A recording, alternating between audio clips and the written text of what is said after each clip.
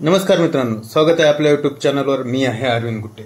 तर मित्रांनो, आपण पाहत आहात आज दिनांक 22/5/2025 जी सकाळी शिफ्टमध्ये 1 आणि 2 शिफ्टमध्ये जी काही एक्झाम झालेली आहे त्या एक्झाम बद्दल आपण काय केलं ते प्रश्न आपण आपल्या ह्या व्हिडिओमध्ये आज पाहणार आहोत. तर मित्रांनो, आता सकाळी शिफ्ट 1 मध्ये काही विद्यार्थ्यांचे असे प्रॉब्लेम होते की ज्या 20 आणि 21 तारखेला ज्या विद्यार्थ्यांची परीक्षा झाली त्या अशा विद्यार्थ्यांचे पेपर हे खूप सोपे किंवा सोप्या रीतीचे होते.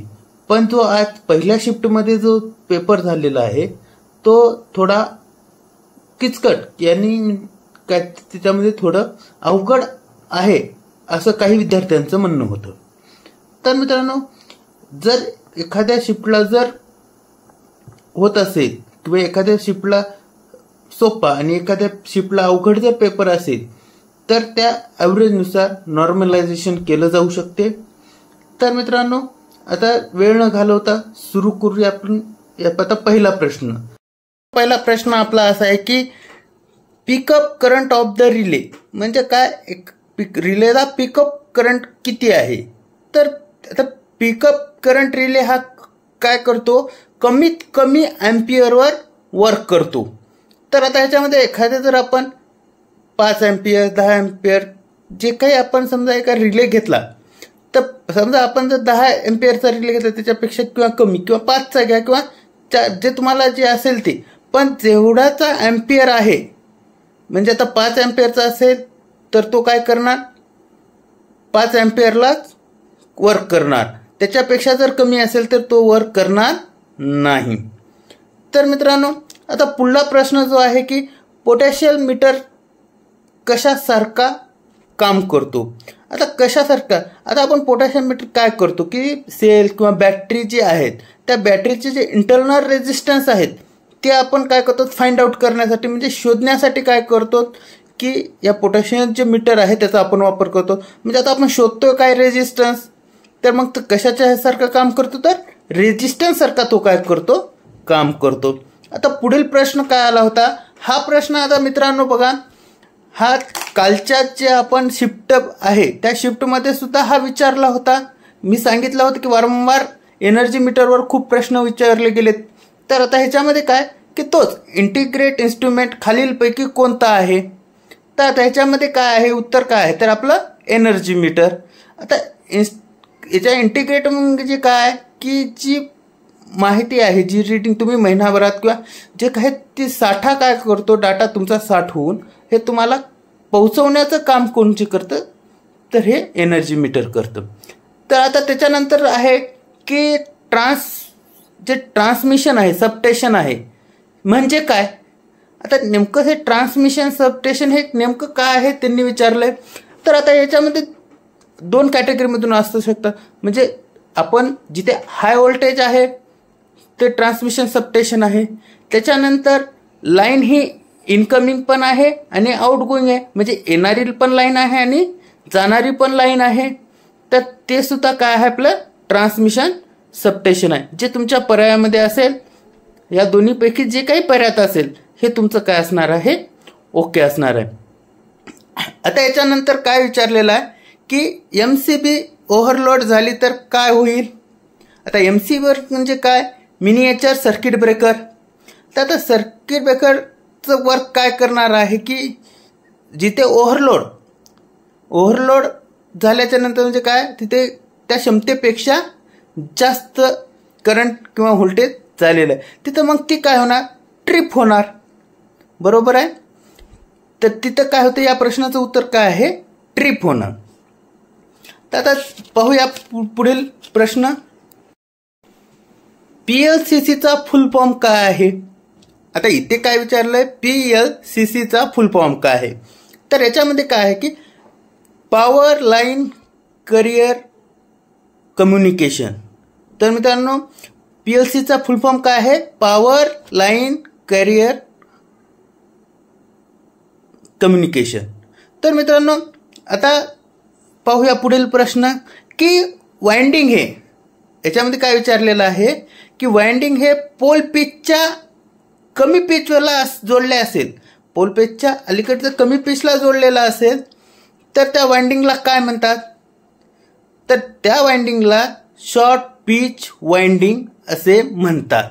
काय म्हणतात? Short pitch winding. तर मित्रांनो, आता पुढील प्रश्न काय आहे की ट्रान्समिशन लाईनमध्ये कॅपॅसिटन्स कुठे जोडले असते?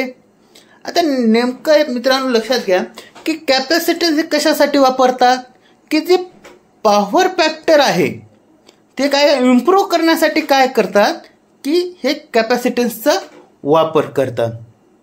आता पुढील प्रश्न काय आहे की कंडक्टरचा सेफ्टी फॅक्टर किती?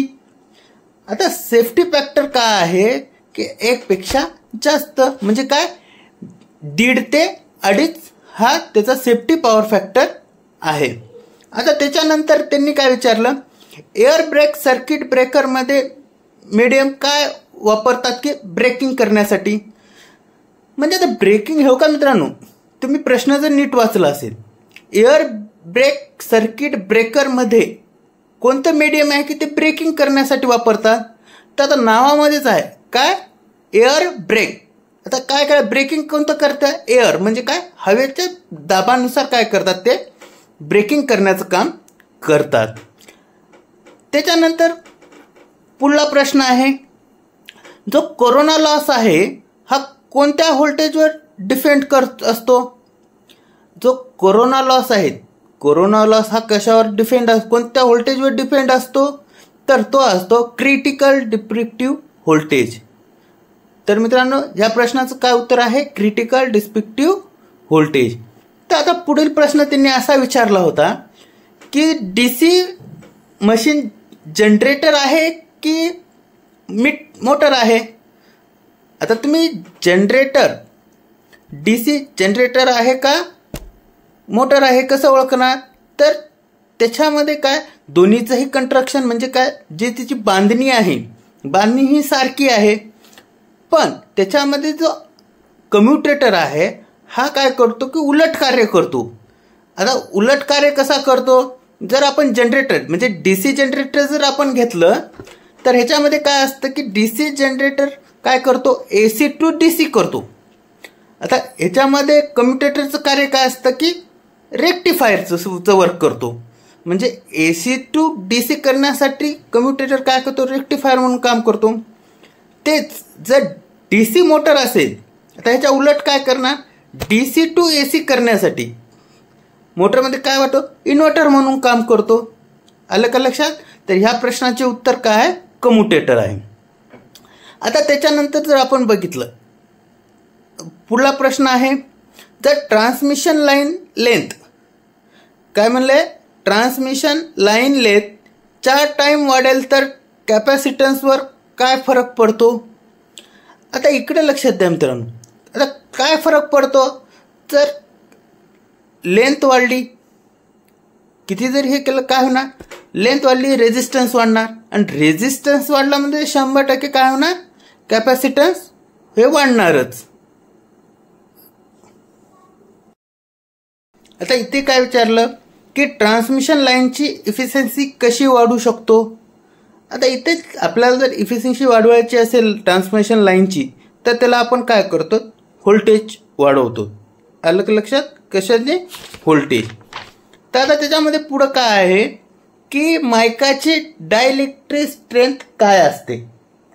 जे मायका आहे ते इन्सुलेटर आपण म्हणजे काय करतात, त्याची डायइलेक्ट्रिक स्ट्रेंथ किती आहे, तर त्याची आहे 40 ते 200 mm किलो व्होल्टेज. आलं का लक्षात, किती आहे, 40 ते 200. आता त्याच्यानंतर एक विचारला होता, जर length of the cable double केली तर सॅगवर काय परिणाम होईल. आता इकडे लक्ष द्या, जर लांबी वाढवली, आता 2 पोलमध्ये काय असतो, स्पॅन असतो. आता जर स्पॅन डबल केला तर लोड कशा काय होणार, सॅग हा वाढतो. आलं का लक्षात, तर लांबी वाढवली स्पॅन वाढणार, स्पॅन वाढला म्हणजे काय होणार, सॅग सुद्धा वाढणार. आता त्याच्यानंतर एक प्रश्न असा विचारला होता की कालच्या पण याला सकाळी जी शिफ्ट होती त्या शिफ्टमध्ये सुद्धा विचारला होता की 2003च्या नियम 136 नुसार काय होतंय? आता ह्याच्या आधी जे विचारला होता 138 विचारला होता. आता 138 हा कशासाठी आहे? जी वीज चोरी आहे त्याच्यासाठी. पण जो 136 आहे ह्या वीज चोरीच्या उपकरणाच्या संदर्भात आहे. म्हणजे काय, जे उपकरण आहेत ते चोरी करणे किंवा लंपास करणे किंवा त्याची तोडफोड करणे हे त्याच्या आधारित काय असतो, तो कलम लागू केलेले असतो. आता त्याच्यानंतर प्रश्न विचारला इरेग्युलॅरिटी फॅक्टर वरती काय डिफेंड आहे. आता इरेग्युलर फॅक्टरवर काय आहे की सर्वात जास्त काय, कोरोना लॉस. आता इकडे लक्ष द्या मित्रांनो, जर इंटिग्रिटी जर कमी असेल तर काय होतं, कोरोना हा जास्त असतो. आणि जर इंटिग्रिटी जर जास्त असेल तर काय असतो, कोरोना कमी असतो. म्हणजे ह्याचा काय आहे, कोरोना लॉस. तर मित्रांनो, हा व्हिडिओ तुम्हाला कसा वाटला कमेंटद्वारे नक्की कळवा. आणि आवडला असेल तर लाईक करा. आपल्या चॅनलवर नवीन असाल तर सबस्क्राईब करा. तर भेटूया अशाच नवीन व्हिडिओसाठी. धन्यवाद.